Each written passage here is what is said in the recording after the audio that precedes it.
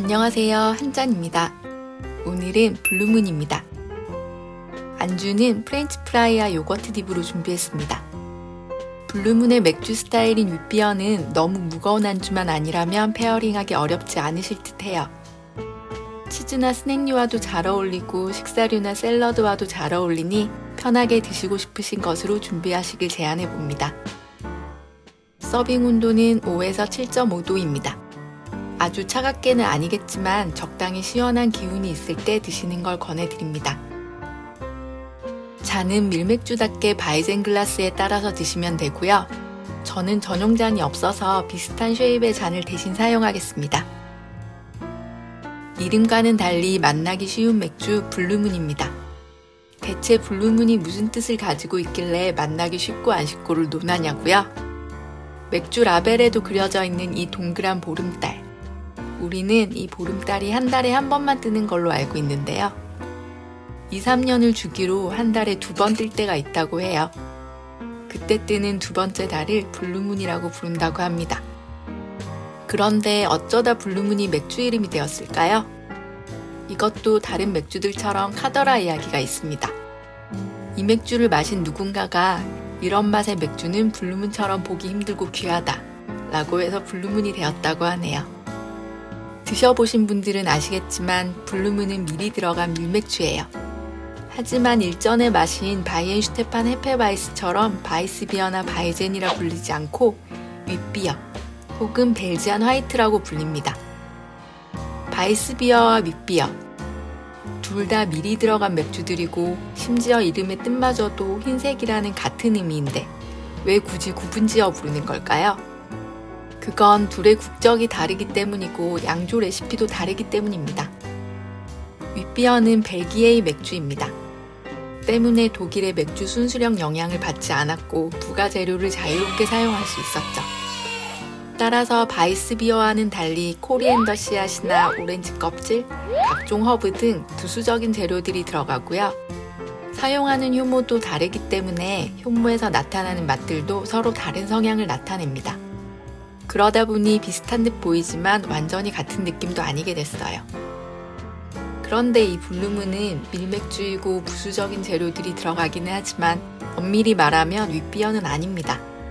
일단 고향부터도 벨기에가 아니고요. 라벨에는 마치 윗비어인 척 벨지안 화이트라고 크게 프린팅이 되어 있죠. 하지만 그 아래를 자세히 보시면 벨지안 스타일 윗 에일이라고 소심하게 쓰여 있어요. 그러니까 이 블루문은 당시 몰슨 쿠어스라는 미국 대기업 맥주 회사가 벨지안 화이트, 윗비어 스타일을 표방해 만든 맥주입니다. 본래는 이 벨지안 스타일 윗 에일이라는 텍스트도 아예 없이 출시되었었는데 이게 벨기에 맥주협회의 심기를 건드렸습니다.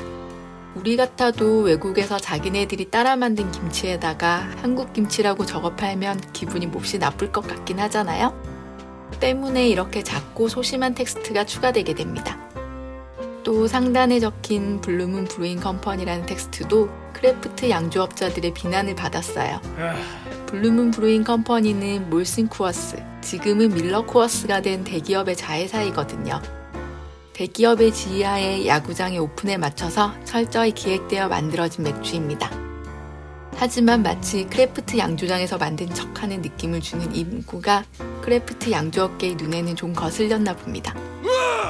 삼성이나 LG 같은 대기업의 지원이 빵빵하게 들어가 만들어진 제품이 장인 정신이 잔뜩 들어간 공방의 수제 제품인 양 판매가 되고 있다면 아무래도 문제 제기가 안 될 수는 없겠죠? 이러한 논란들을 거쳐서 블루문은 지금의 위치까지 올라오게 되었습니다. 그리고 여기 더 아래를 보시면 블루문만의 서빙 방식이 적혀 있어요. 마치 칵테일처럼 오렌지 슬라이스를 잔 입구에 끼우는 거죠. 맥주를 좋아하시는 많은 분들이 기피하는 방식이기도 합니다. 바이스비어나 윗비어에 시트러스 계열의 과일 가니쉬를 곁들이는 게 아주 없는 일은 아닌데요.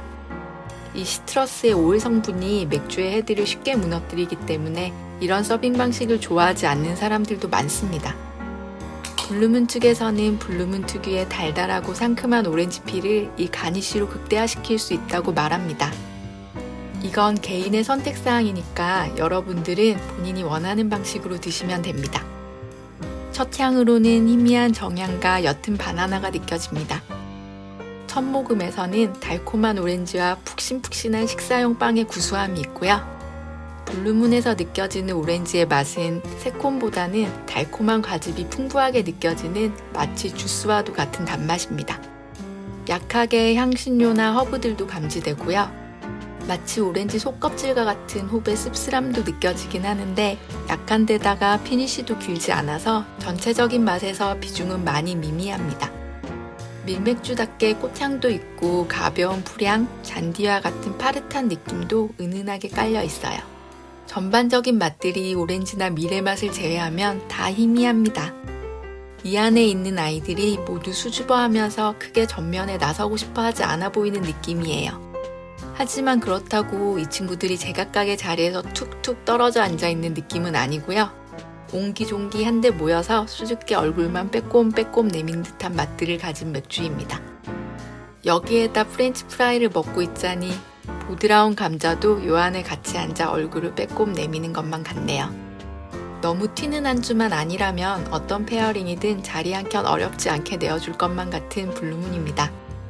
오렌지 가니쉬를 얹어서 오렌지 향이 극대화되기를 바라는 본사의 서빙 지침답게 오렌지가 대장처럼 앞서 나가고요. 나머지 맛들은 꼬맹이들처럼 졸졸졸 따라오니까 이 친구들을 하나하나 세어보며 마시는 것도 재밌을 것 같네요.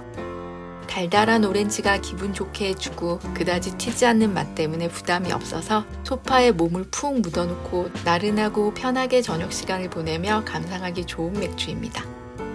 어떠셨나요? 저는 영상을 찍을 때는 아직도 많이 긴장을 하면서 마시는 편인데요. 이번 블루문은 이전에 마시던 스타일 강한 맥주들과는 달리 오래간만에 느긋하게 마시는 술자리였습니다. 종종 이렇게 편안한 맥주들도 마셔봐야겠어요. 여러분들의 술자리도 저처럼 편안하길 바라면서 오늘의 맥주 한 잔은 여기까지 하겠습니다.